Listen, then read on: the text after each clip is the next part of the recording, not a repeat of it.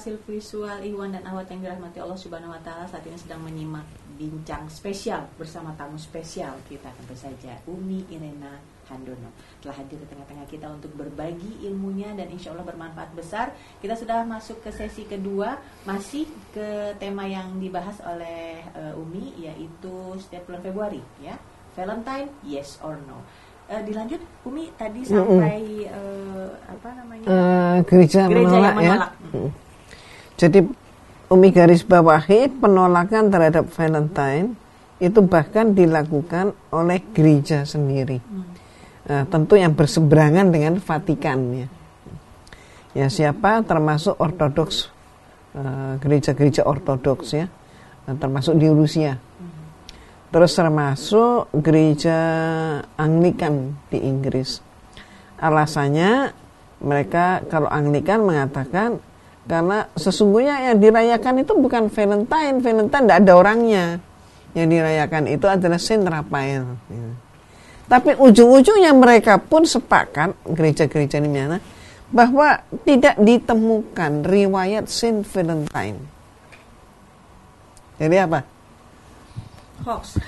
Ya, gitulah, ya. Kalau bahasa sekarang ya. Bahasa sekarang, ya. Hoax.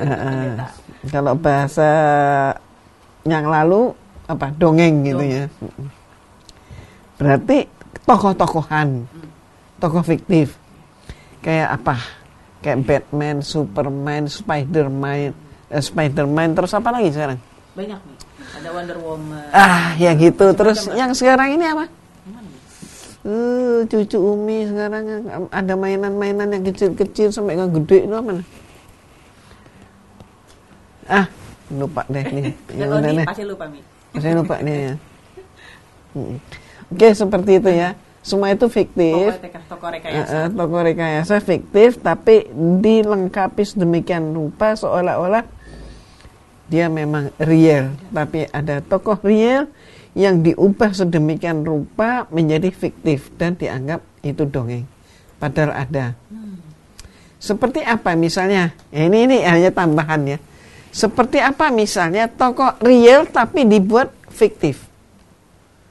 Dracula. Dracula itu orangnya ada loh. Dan dia adalah pembantai muslim terbesar di zamannya. Tapi kemudian karena Barat malu, ya, dengan track recordnya si Pangeran Dracul ini, maka kemudian dibuatlah dia fiktif. Luar biasa, ya. Luar biasa. Film terakhir jadikan seperti pahlawan, nih. Nah, gitu. Luar biasa itu mereka, ya, budaya. Ya, begitulah. Nah, kita ini, ya, tadi sudah mengetahui bahwa gereja sendiri akhirnya yang menolak Valentine, terutama yang berseberangan dengan Vatikan. Ya, terutama yang berseberangan dengan Vatikan. Penolakan ini antara lain dilakukan secara konkret, contohnya oleh gubernur dari wilayah Belgorod, itu di bilangan Rusia, yang dia melarang anak-anak pegawai negara, kalau kita pegawai negeri, dia melarang pegawai negara, yaitu pegawai negeri dan anak-anak pelajar untuk merayakan Valentine. Terus kemudian dari Anglikan mereka mengatakan haram melakukan pesta Valentine. Nah, kemudian yang kita lihat dengan adanya pelarangan-pelarangan itu, ada angin segar. Angin segar yang tanda kutip, ya, segarnya. Kalau segar bagi mereka itu, ya. Tetapi kalau bagi yang di luar mereka, yang membuat masuk angin gitu, ya. Menjadi demam itu. Nah, ini dilakukan oleh Amerika dengan mensahkan 50 negara bagian untuk melaksanakan pernikahan sejenis. Nah, ini mulai deh masuknya, ya. Mulai masuk ke LGBT. Apa sih singkatan LGBT? Lesbian, gay, biseksual, transgender, ya. Istilah ini mulai digunakan sejak 1990. tapi menjadi marak setelah Jumat 26 Juni 2015. Ada apa itu? Nah inilah titik balik kebangkitan LGBT. Kenapa Umi sebut titik balik? Ya selama sebelum 26 Juni 2015 LGBT itu kan sembunyi-sembunyi, nggak transparan gitu ya. Tapi ini ada peluang, jadi titik balik, yaitu ketika Mahkamah Agung Amerika melegalkan pernikahan sejenis untuk 50 negara bagian Amerika. Nah, maka kemudian sejak saat itulah kita lihat foto-foto dari pelaku LGBT.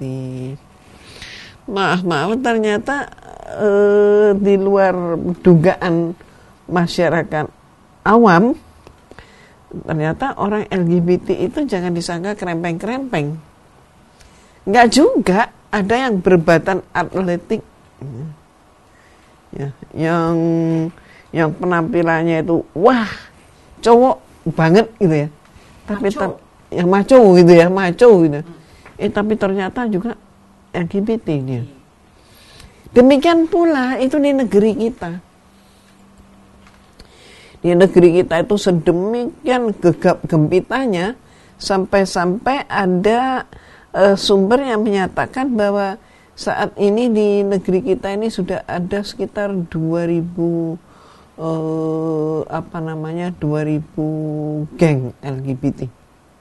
Gengnya aja, bukan gengnya anggotanya. Anggotanya mereka klaim banyak sekali, gitu ya. Dan kemudian ternyata ada apa? Secepat itu ya.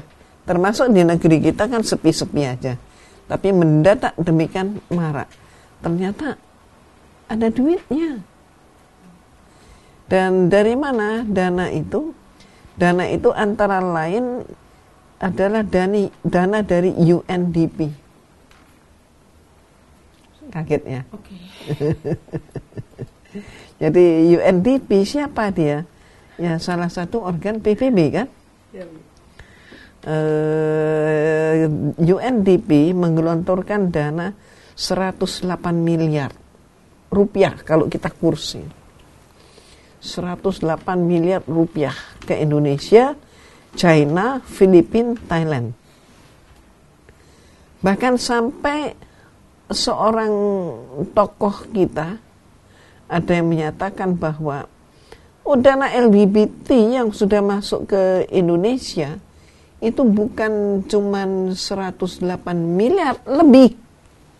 Totalnya termasuk yang dimasukkan ke Indonesia oleh NGO asing itu sudah menebar dana itu sekitar 2,4 triliun. Dan dana itulah termasuk untuk meloloskan undang-undang zina dan LGBT.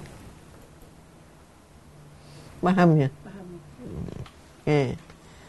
Terus kemudian kita melihat lebih jauh lagi, beragam sambutan terhadap titik balik LGBT tadi. Bahkan gereja di Skotlandia izinkan pendeta untuk mensahkan pernikahan gay juga ada. Terus Paus Fransiskus menyatakan untuk merangkul kaum gay juga ada pemberitaan seperti itu. Terus kaum gay dari kalangan Katolik dunia mendesak Paus Fransiskus untuk melegalkan pernikahan sesama jenis. Terus kemudian Vatikan minta gereja toleran kepada kaum gay dan juga kepada perceraian, itu juga ada. Ini sambutan-sambutan dunia ya. Terus termasuk ada pemberitaan juga bagaimana hampir serentak 5 negara melegalkan pernikahan sejenis. Termasuk Belanda, Belgia, Spanyol, Kanada, Swedia.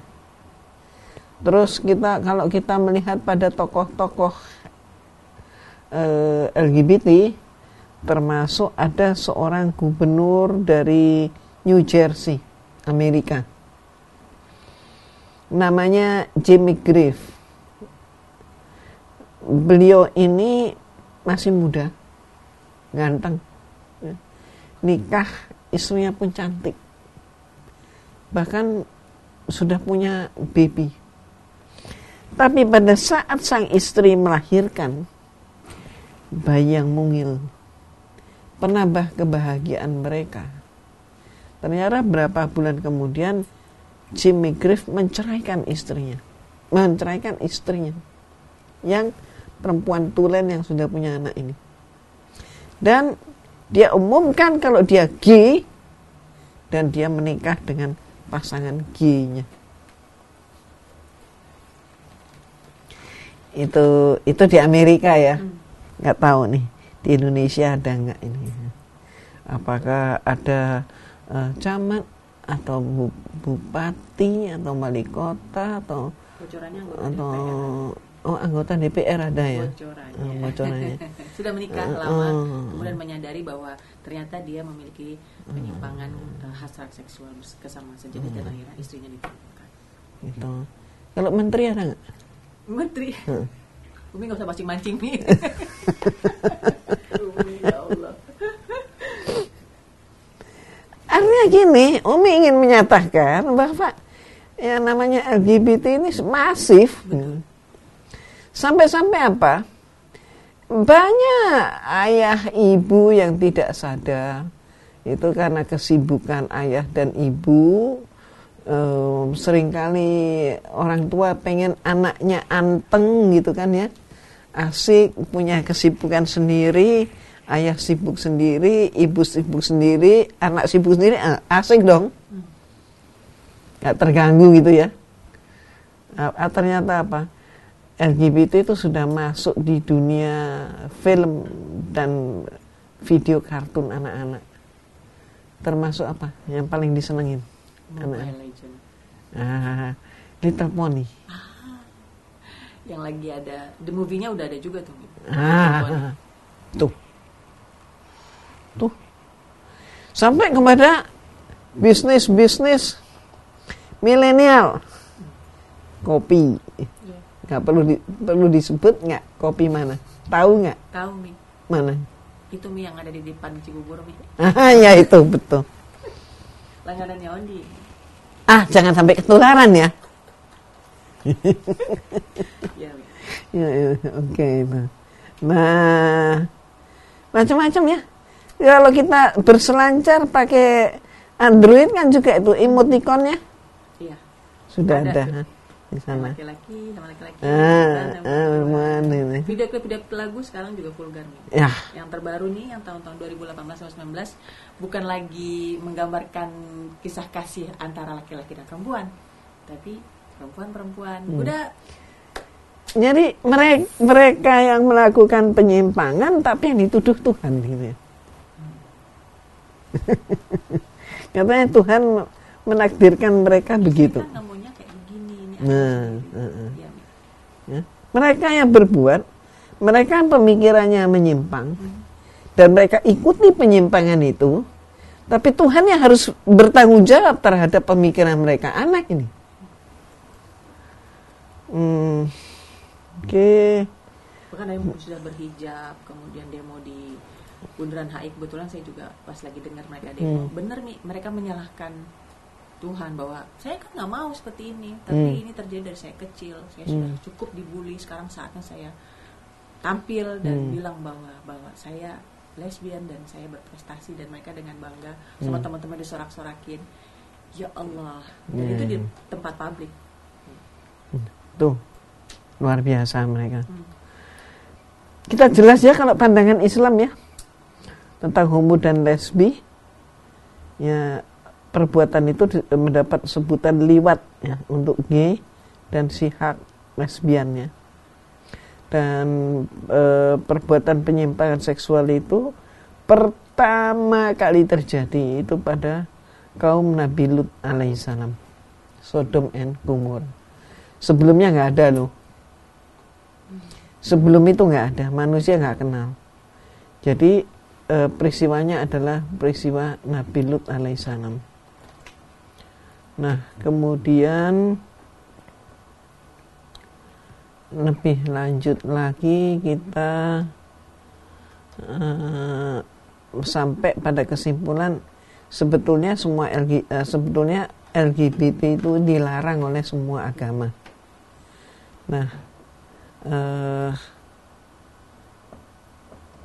sampai hari ini seperti tadi Caroline menyatakan mereka beranggapan mereka nggak mau, tapi itu adalah given, itu pemberian Tuhan.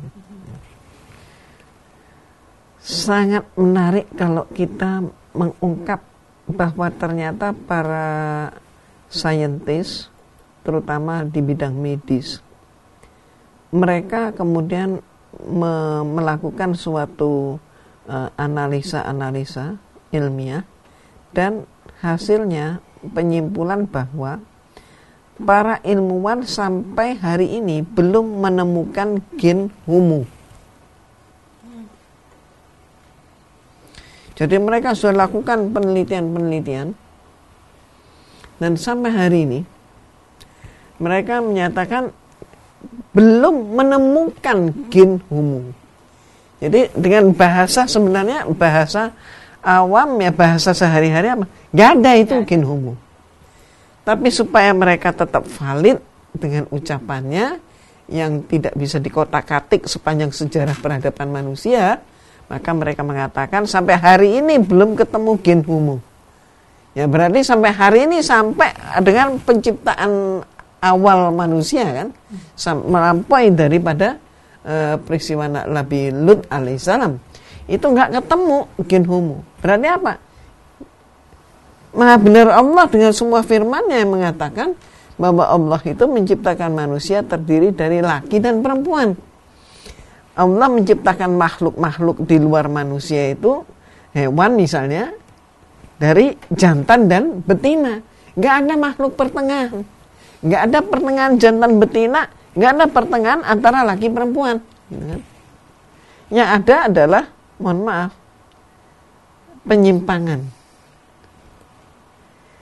Nah, lalu yang bilang bahwa orang tua bilang dari kecil anaknya laki-laki tapi senangnya mainan perempuan, kalau udah lihat kosmetik ibunya semangat gitu. Dari situ kemudian karena orang tua nggak curiga sampai ke dewasa baru dia kelihatan punya penyimpangan. Nah itu apa ya, pernyataan apa ya sebetulnya kalau nggak ada jenis? Sebenarnya kalau orang tua mau jujur, kalau ada anak kecil main kosmetik ya, permainan apalagi dengan warna-warni, dengan bentuk kemasan yang lucu-lucu, itu menarik semua anak kecil baik laki ataupun perempuan. Nah jadi kalau sampai orang tua nggak mau anaknya pakai kosmetik, jangan dikelelerin dong kosmetiknya, ya kan? Jangan misalnya pakai kosmetik di tempat tidur, diletakkan mungkin cerminnya di dekat tempat tidur, taruh tempat tidur, anak pun di tempat tidur. Apa nggak ngundang anak untuk mainan kosmetik? Yang bener aja. Ya. Nggak ada hubungan sama gen berarti, hanya nggak ada kebiasaan. Sekarang jujur aja, ada orang tua, anak pertamanya perempuan, kemudian istrinya hamil lagi, terus kemudian yang lahir adalah laki-laki. Bahkan anak perempuan si yang pertama, anak itu pakaiannya masih bagus. Terus kemudian mohon maaf karena hidup yang hemat, keterbatasan, maka yang dipakai adalah pakaian anak perempuan. Apalagi dengan alasan musim hujan, itu belum kering pakaiannya. Pakailah pakaiannya si kakaknya, pakaian perempuan. Nah terus siapa yang mau dipersalahkan? Tuhan lagi nih. Iya nih. Itu ya. Ini hal yang sangat menarik. Umi punya data tentang seorang warga negara kita. Namanya Sam Brody. Dia cowok nih. Tapi kemudian dia mengembara hidup ke Amerika. Lama dia tinggal di Amerika. Sempat ketika dia di Amerika masih jaya-jayanya dia di Amerika zaman itu, tampilan Sam Brody lebih perempuan daripada perempuan tulen. Entah apa, yang jelas porak-poranda lah hidupnya dia, kacau balau. Akhirnya apa, wajahnya dia, bentuk tubuhnya dia udah nggak beraturan. Sampailah kemudian Sam Brody itu depresi gitu ya. Dan dia kembali ke Indonesia. Sampai dia berpenyakit. Itu? Ya. Okay. Sampai fisiknya pun mengalami sakit ya. Dia kembali ke Indonesia. Pada saat dia kembali ke Indonesia itu dia berada dalam terhempas lah ya. Pada saat dia terhempas itulah baru dia butuh suatu kekuatan di luar dirinya yang maha kuat, tempat dia bergantung, dan dia berkenalan dengan Allah. Dia belajar Islam, dia masuk Islam, dia ucapkan 2 kalimat syahadat. Itulah titik balik Sam Brody. Dia membuat surat pernyataan terbuka. Dia bilang, saya dahulu tidak dekat dengan Allah. Ketika mendapat hidayahnya dan menjadi mu'alaf, menjadi langkah awal berubah kembali ke fitrah. Alhamdulillah, Sam Brody menikah dengan perempuan tulen, bahkan mereka punya anak. Kembali Sam Brody sebagai seorang laki-laki. Jadi yang membuat apa? Penyimpangan daripada perilaku, daripada pemikiran. Ini yang membuat tumbuh marak seperti ini. Jadi bohong yang bilang bahwa hal tersebut tidak bisa hilang karena ini sudah mendarah daging. Nggak bisa, ya bohong banget. Sekarang kita lihat aja seperti pecandu narkotika. Bisa sembuh nggak? Bisa. Asalkan ada niat untuk sembuh, ada keinginan untuk sembuh. Tapi walaupun orang tuanya sudah mengucurkan dana sampai triliunan pun, kalau si anak nggak mau sembuh, nggak bakal sembuh. Direhabilitasi kayak apapun ya kamu. Jadi yang penting mau nggak dia sembuh. Dan yang menyedihkan ternyata kabarnya, mungkin Umi bisa klarifikasi, komunitas ini memiliki tingkat keposesifan yang tinggi, sehingga kalau ada salah satu yang mau menjauh, dikejar. Oh, dikejar.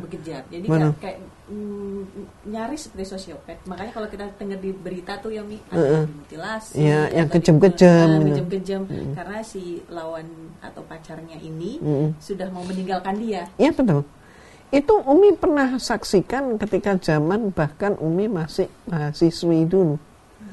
Jadi ada teman perempuan ya, yang kemudian didekati oleh teman perempuan yang fungsinya sebagai laki-laki, sebagai pacarnya dia. Ketika teman perempuan ini ingin melepaskan diri, dia kemudian berdekatan dengan laki-laki beneran gitu ya. Ini si pacarnya ini yang perempuan ini, pacar yang perempuan ini ya, marah. Dan marahnya gimana? Diikutin kemanapun anak itu pergi, sampai di dalam bus pun ketemu di bus laki-laki berperan sebagai laki-laki ya. Tapi dia pelihara kukunya itu ditancapin ke teman kencannya yang perempuan ini. Sampai berdarah. Dan diseret untuk turun. Oh, jadi sepertinya sadis banget gitu ya. Itu yang terjadi. Umi ingin sampaikan ada peristiwa, ada puluhan ribu orang mendesak legalisasi pernikahan gay di Taiwan. Dan kemudian mereka pun melakukan parade gay di Taiwan. Bahkan mereka tentu mempertontonkan bagian-bagian tubuh yang menarik perhatian gitu ya. Jadi ternyata laki-lakinya keker-keker semua.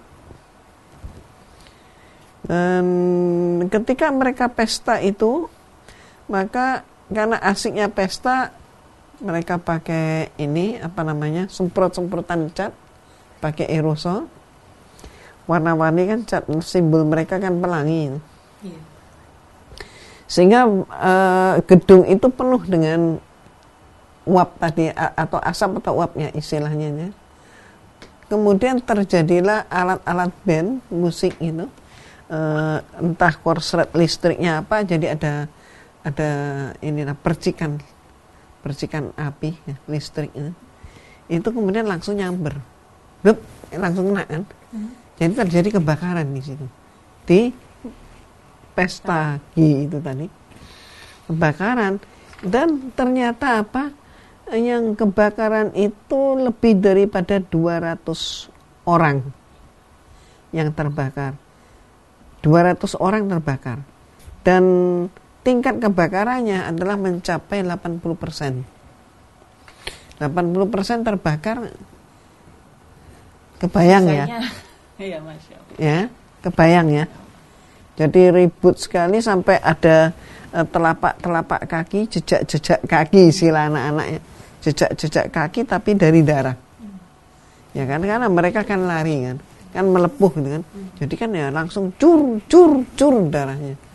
Terus ada satu hal yang mesti kita tahu, yaitu 200 orang terbakar masing-masing 80%. Ternyata sampai hari ini semuanya itu 200 orang itu hidup. Hidup dengan peringatan itu. Jika mereka membuka diri. Jadi berarti siapa bilang tidak mengundang laknat Allah? Iya. Yang pertama, laknat Allah itu sudah langsung terkena pada mereka sendiri. Dan tidak langsung dimatikan. Umi, walaupun ini kita masih banyak hal sebenarnya, saya yakin masih banyak yang ingin dipresentasikan, namun rasanya waktu kita yang memang sangat terbatas. Mudah-mudahan nanti ada kesempatan lain, Umi. Namun sebelum benar-benar ditutup, saya mohon Umi memberikan sedikit kesimpulan antara tadi tema kita Valentine dan ternyata melahirkan LGBT. Ya, sangat menyedihkan ya. Dan Valentine, LGBT, kemudian berikutnya adalah akan juga menyeret kepada bentuk-bentuk daripada norma-norma kehidupan, hukum dan lain sebagainya. Itu yang bahaya. Membuat suatu hukum yang justru menentang hukum Allah. Itu akan ke sana arahnya. Dan itu sangat membahayakan. Dan apakah dunia tunduk dengan maraknya LGBT? Apakah semua negara di dunia yang menerima? Yang perlu kita tahu, tidak. Jadi ada negara-negara yang dengan tegas menyatakan sikap. Nggak jauh-jauh adalah negara tetangga kita.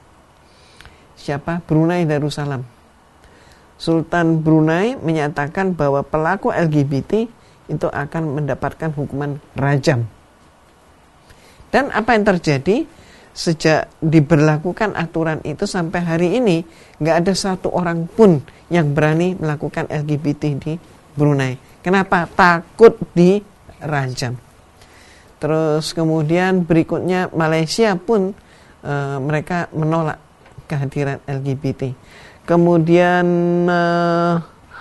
Turki itu pernah ada mereka kaum LGBT ini mau melaksanakan pawai dan itu dibubarkan oleh polisi Turki. Itu dengan disemprot dengan air. Itu di Turki. Terus satu hal lagi adalah Rusia, Putin itu membuat undang-undang anti LGBT. New Zealand juga mempunyai undang-undang anti LGBT. Jadi alhamdulillah masih menyemangati bahwa masih ada orang yang mampu berpikir dengan baik dan berjuang kepada arah yang baik. Baik, Umi, jazakillah khairan atas khairan kasiran, maksud saya atas waktunya, atas ilmunya. Dan sayang sekali nama negara kita Indonesia tidak termasuk di antara negara-negara yang tadi Umi sebutkan seperti Malaysia, Brunei. Mungkin Indonesia masih tengah-tengah. Let me see. Mudah-mudahan hari esok menjadi lebih baik daripada hari ini. Iya, tergantung. Baik, Ikhwan dan Akhwat, saya Caroline tentu saja meminta maaf atas segala kekurangan yang terjadi pada rekaman siaran hari ini, dan insya Allah rekaman ini akan diulang terus menerus ya, insya Allah di setiap bulan Februari, Umi. Dan seperti yang tadi saya harapkan bahwa pembahasan Umi belum paripurna, sehingga kami butuh waktu Umi lagi. Nanti kita akan bincang-bincang lagi sampai sejauh mana kemudian LGBT ini mempengaruhi social life di Indonesia khususnya, karena kita memang sedang berada di negara kita tercinta ini, Indonesia, dan mudah-mudahan seperti Ibu bilang selalu ada harapan selama masih ada orang soleh dan solehah yang berdoa. Ya. Amin. Akhir kata saya benar-benar undur diri, mudah-mudahan bermanfaat besar perjumpaan kita pada hari ini. Subhanaka Allahumma wa bihamdika asyhadu an la ilaha anta astaghfiruka wa atubu ilaik. Caroline undur diri, Ondi juga undur diri. Assalamualaikum warahmatullahi wabarakatuh. Ya Nabi